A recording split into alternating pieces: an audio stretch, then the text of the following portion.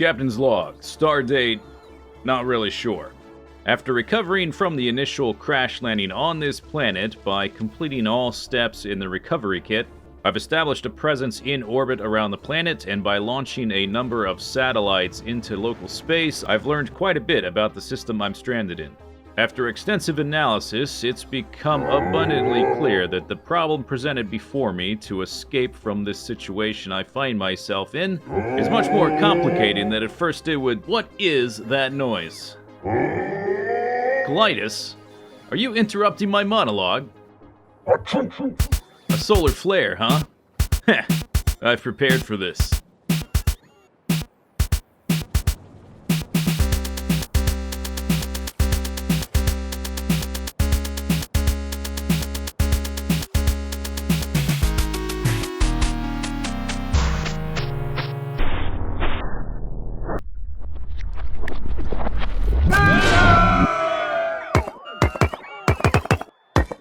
So, we got hit by a solar flare, or a coronal mass ejection, I guess, which was not a surprise. I knew this was coming for some time. The game told me when I was at 24 hours into the playthrough that we would get hit by a coronal mass ejection at around 48 hours, and we're now just past 48 hours into the playthrough. So I researched this guy, the Umbrella, which is supposed to defend against energy beams from space and coronal mass ejections, but it has a ridiculous power charge. So for a while, basically here and there, as I had accumulators sitting around, I've been making a big accumulator field up here. Just accumulators, no solar panels, just to store energy. We've got almost 29 gigajoules of accumulator charge, which is nowhere near enough. This thing has an energy capacity of 1 gigajoule, and it says it can protect up to 500 gigawatts of attacking power. I don't think the coronal mass ejection lasted 500 seconds, but it certainly lasted more than 30 seconds, so as soon as this thing sucked up all of our juice, my energy system crashed. And with no energy in the grid, that means that my offshore pumps weren't pumping water, that means that my pump jacks weren't pumping oil, and my machines weren't making solid fuel, so we couldn't start the power up again. That was a big problem. So I've made kind of like a very haphazard band-aid here. These solar panels are on their own network. I've separated the power lines, so if that happens again, if our power crashes for whatever reason, the solar panels will jumpstart the offshore pumps, and I've also added some solar panels for our pump jacks. It also sort of revealed that this amount of oil over here for our steam power was not nearly enough oil, so I've added this oil over here, added a pipe going over, back over here. You can see all the black blotches. These are all the solar panels I've added. There's also a set down here to jumpstart these machines. We need to be making the solid fuel. That takes power. And without water and without solid fuel, then no power, and that means no machines. With so many machines operational, all of my power is getting widely distributed, and so the inserters aren't even getting powered. So I added some burner inserters here, but even that wasn't quite enough. And so what I had to do, I had to separate my power system. I had to disconnect everything but just the steam power, so I had fewer inserters to power. And then it started up fine after that. So I think in the long run, we've got a few options. I can either set up a very intricate circuit system. I can use some power switches to isolate this area to jumpstart it back into action. Or I can do this. There you go. Problem solved. So while the power was out from the solar flare and I was running around trying to fix it, another big flaw in the base was made very apparent, and that was to do with how I had set up the delivery cannons. And it's really good to know now instead of later, because we are going to be using these things a lot to send items between different planets and from orbits and all over the place back and forth. What I had done, I'd set up a wire to the inserter, and I told it if there was less than a positive number, I think I had it set to 100 or 200, if there was less than 100 of a barrel in the chest down there where we were reading contents with another wire, then it would stop sending. Problem is, with the power out, we're not getting any signals So these things don't realize that there's already 100 barrels down there, and so they just started chucking stuff to full containers, and I started getting some explosions. But I've since fixed the flaw, so instead of looking for there to be less than a positive number, less than 100 barrels, it now looks for a signal of more than 0. So if we're not getting any signals, if we're not getting any power, then there's not going to be any barrel number being transmitted at all, and so it won't shoot. Down here on the receiving end at the delivery cannon chest, we're going to be reading the contents with a wire like before, but what's different this time is we're sending it into an arithmetic combinator, and we're multiplying the number of barrels that it's reading by -1, so it's a negative number. And then we've got a constant combinator here with a constant signal of 100 barrels, and the numbers will cancel out. When this thing is full, when it has 100 barrels, it's going to get inverted to -100. Combined with this one, it's going to read 0 barrels, and so it'll stop sending. If this thing has 0 barrels in it, it's going to read as 100 barrels because of the constant combinator, and so we're going to get some deliveries. If the power goes out, then it's not sending anything, and so the thing won't shoot because it's looking for a positive number. I think that's going to work. I think that's problem solved. I think that's check mark. So with that stuff out of the way, it's time to get back to our current main objective, which is setting up the next science pack, the rocket science pack, and the last thing that we currently cannot make or have access to is the vulcanite block. And for that, we're going to have to go to another planet to find a nice source of vulcanite. Last episode, I sent up a whole bunch of satellites, and I think I've discovered every different celestial body within my current system around Callitus. The sneezy one. So we've got some options here. Oh, hi, autosave. Nice to see ya. We've got Mariel here, a planet with a lot of vulcanite. It's kind of close to the sun, but not really an impressive solar panel rating. It is waterless, though, which is a big pain. It'll make any kind of power generation more of a pain in the butt. No steam power, no nuclear power. We're limited to just solar panels. Unless I want to barrel water all the way there just for the power, that seems like a pain in the butt. There's a few moons here which have very low amounts of vulcanite. That's probably not the best option. We've got Dagon here, which does have a good amount of vulcanite, but it's waterless, and there's aliens. There's a 33% chance of skulls, red skulls. I think that means aliens. That's probably not the best option. We move down here, we've got some other options, small amounts, medium amounts, but then down here we've got Morpheus. Look at this guy. Lots of vulcanite. 0% threat means no aliens, and it's got water. This seems like the planet for us. And since this is my first expedition to another planet to set up an outpost, I'm not really sure what to bring or how much of different things to bring, and so I sort of just threw the kitchen sink at this rocket silo. I put a little bit of everything. I put a lot of everything in here, actually. We probably don't need all this stuff, but I'm not exactly sure till I get there and I set up what we're going to do, all of our mining operations and that kind of stuff. And I guess there's no reason to delay. We're going to Morpheus. We don't have a landing pad yet, so I'm sure this is going to go swell. And it's a different planet, so it's probably going to take like 8 hours just to get there, right? All right, here we go. I'd probably take a nap. It's going to take so long. Another planet in the same system?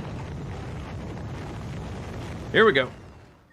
Yep, I'll just take a snooze. Okay. Ah!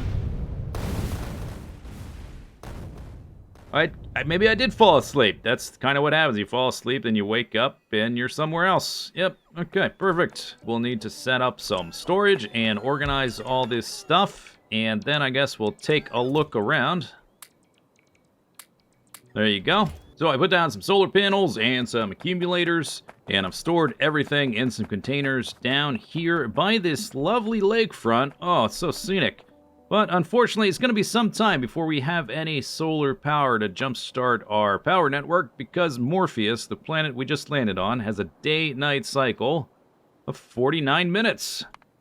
And anyway, before I set up a huge power system and do stuff that's more complicated, like mining up materials, probably a good idea to look around, find a good spot for our base. This is the initial area that was revealed when we set up the satellite. It's got uranium, which is nice if we ever need nuclear power here. There is some iridite, which I don't think I've researched the ability to mine up, or at least to process. Main thing we're looking for is vulcanite, 7 million there. 3 million there. And there's water. We want to be near water so we can use steam power at a minimum. And we'll probably need water for other byproducts. So let's engage Mr. Jetpack. Let's go take a look around. Okay, first thing to investigate. Within the starting area revealed by the satellite, there's a black box here. Let's go take a look at that.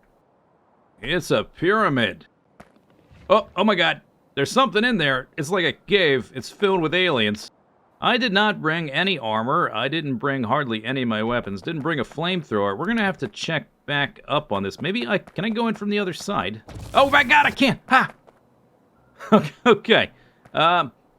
Let's file this one under investigate later. We will come back to that. You know, the thought has occurred. I don't actually have to use my jetpack. We can go into the navigation satellite mode, and we can look around with the navigation satellite and just sort of zip around, even from the map screen, I think. No, not from the map screen, but we can zip around from the satellite view and look around. That's much faster. Yeah, let's look around this way. More uranium. Nice. Copper ore. Here's some more vulcanite. And here is some crude oil. Huh, look at that. I think I've found the edge of the planet.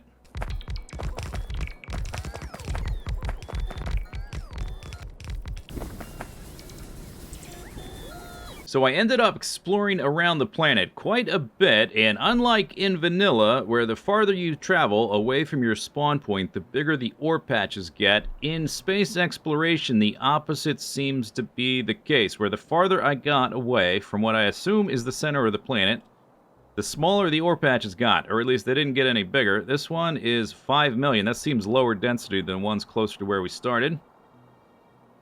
These ore patches aren't particularly big. I mean, it's millions of ore, but it's not as big as the ones closer to the center. This is the edge of the planet, and it is indeed a big circle. Turns out the planet is flat. Wow, who knew? So when we initially sent up the satellite, it revealed this area right here. And I guess that's the center of our Tootsie Roll Pop. When I landed on the rocket, so there's the center. When I landed on the rocket, we landed right there. And after looking around, the biggest ore patches of vulcanite I've found is a 24 million one there and a 26 million one there. There's also a big lake for nuclear power if we ever need it. Uranium patch right there. It also had coal and copper and also iridite, which we're not making use of yet. I can't even manufacture that, or I can't process it because we can't research that until we get the space science back. And there's stone over here. So what we're going to do now is we are going to take this train. I'm going to leave this railroad here so we can come back to this pyramid later. And then we're going to do something which I think is going to be pretty important for this series. We are going to trim the trunks. We are going to trim the chunks from this save. We're going to end up on a bunch of planets with a bunch of outposts. And the game's going to get super laggy if we don't do something about the size of the area we've explored. Want to click on U to go to our Universe Explorer, and then Morpheus here is the planet we're on. We scroll down right here, and we have an option to trim the surface, remove chunks outside the bounding box defined by player entities, special entities, and the map origin. All right, there we go, and we wait. It's a little laggy. Blip, there. What did it say? Deleted 12,000 chunks. There we go. So now we've got, whoop, okay, zipping around real fast. This is our area now, and I'll probably want to go explore over here so I remember that the uranium is there. I've heard some people take screenshots so they can remember what they've explored, but I think for now that's going to be fine. I know where the ore patches are. I'll probably just explore enough to expose those and leave it at that. Look at this.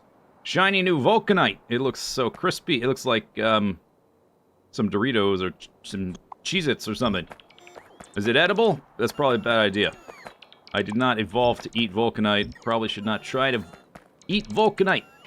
So one of the things we get with space exploration, we get a much bigger mining drill than the vanilla mining drill. So we're going to be using this thing. Great thing about this thing, it's got 5 module slots instead of the 2 of the vanilla one. So we're going to make a new blueprint using this new big mining drill and some beacons and some belts. So, turns out I over-prepared for this expedition just a little bit. There's all kinds of stuff in here which we're not going to use right now, including a whole bunch of nuclear steam turbines and nuclear reactors and tons of railroads and all kinds of stuff, all kinds of machines. But I suppose it's better to be safe than sorry. If I need to build anything remotely, we can do it with robots while we're away, or I can just come back in the future if we need to seriously expand. But in the future, I think what we'll do, we'll slim down this outpost rocket package we bring with us to some solar panels, some steam power that's going to rely on the solid fuel. That's a pretty useful design. Unless we don't have oil, of course, then I'll have to do something a little bit differently, but we will be using the meteor defense. I'm not going to plug in the solar flare protection until we have the power to support the thing. It's just a waste until then. We have a cargo rocket silo, so I can get out of here. Here is our vulcanite mine, which this is way more mines than we need, but it's just set up so that I don't have to worry about it for quite some time. It'll be a long time before that empties out. And then I've set up production of some delivery cannon capsules. So we have most of the supplies we need to create the capsules. I've got coal coming in from the left, a little bit of copper coming in from the south, and I've got oil being refined. And we're making some sulfur into explosives. And the iron is getting put... This is the new machine here, Industrial Furnace. It also has 5 module slots. We're going to be using that in our mega base that we make sooner rather than later, hopefully. And then cables going into there. We are missing 2 ingredients, which I've elected not to build here. I probably could, but it's easier not to. We're going to deliver some low-density structures and some heat shielding via signal transmitter delivery cannon into delivery cannon chest. And those guys are going to go up here. And then we're going to be delivering our vulcanite blocks, which we have right here. Wow, vulcanite block. Fuel value 10 megajoules, which is 2.5 times the value of coal. And it's used for a bunch of stuff in space exploration. We are mining the raw ore right there. It's going into this pulverizer. It's getting crushed into crushed vulcanite. Then it's going into this chemical plant to get... What's it doing? It's getting washed. Washed vulcanite. We got to clean this stuff. So I've got some water coming from that lake, and we've got an output of steam and stone as a byproduct. So the steam I'm just burning off immediately in a steam engine. And the stone, we're compressing it for the moment into landfill, and we're just going to forget about that for some time. Should be a while before that's an issue. Then we're turning that washed vulcanite into vulcanite blocks. And there is a recipe to convert vulcanite blocks into solid rocket fuel. So we're doing that to convert the solid rocket fuel into liquid rocket fuel so we can get the hell out of here with our rocket. As soon as I put the space capsule and the rocket sections in there, we're pretty much done here. And then we're also putting the vulcanite blocks in a chest, and we will be delivering those to our main base for a variety of reasons. And we're going to deliver it into our orbital facility, which is going to do all of our science from this point out. I think that's pretty much good to go. I think we're ready to leave. Let's blow this popsicle stand. Get the hell out of here.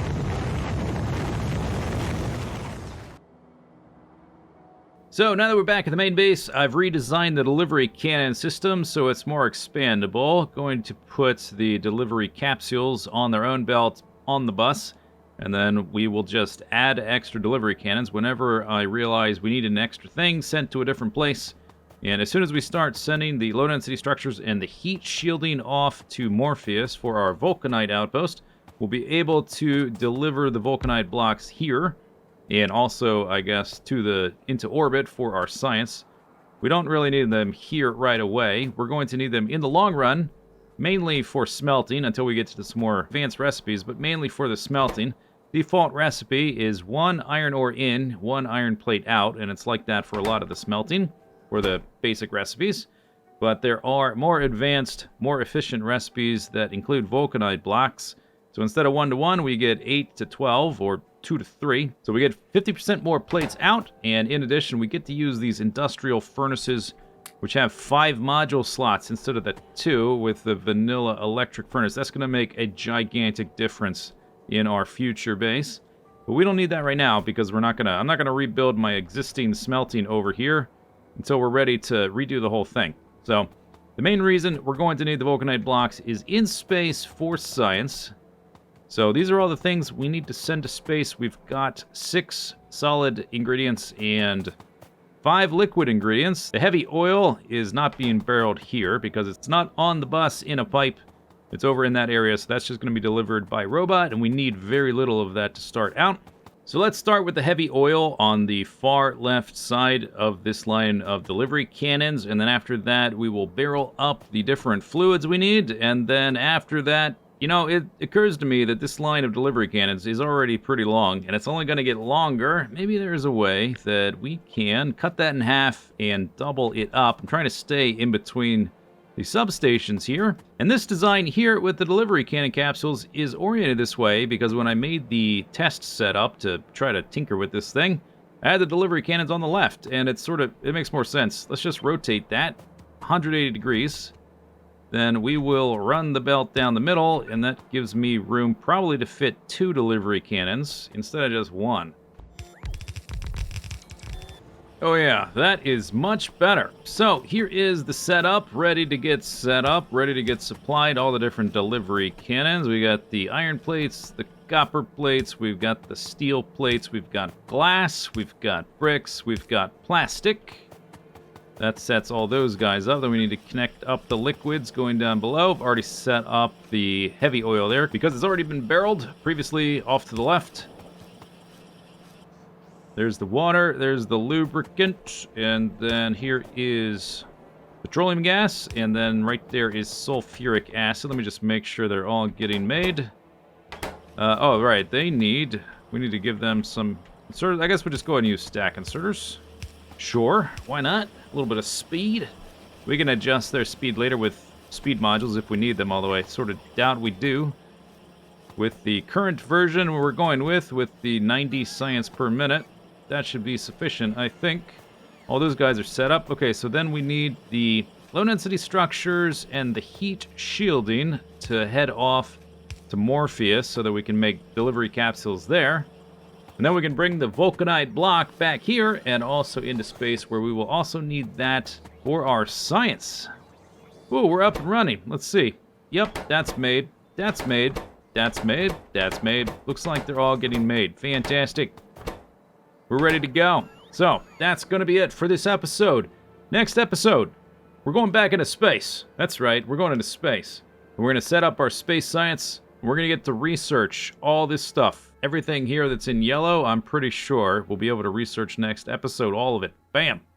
But that's it for this episode. Hope you enjoyed it. I'll see you next time. See you later, and bye-bye.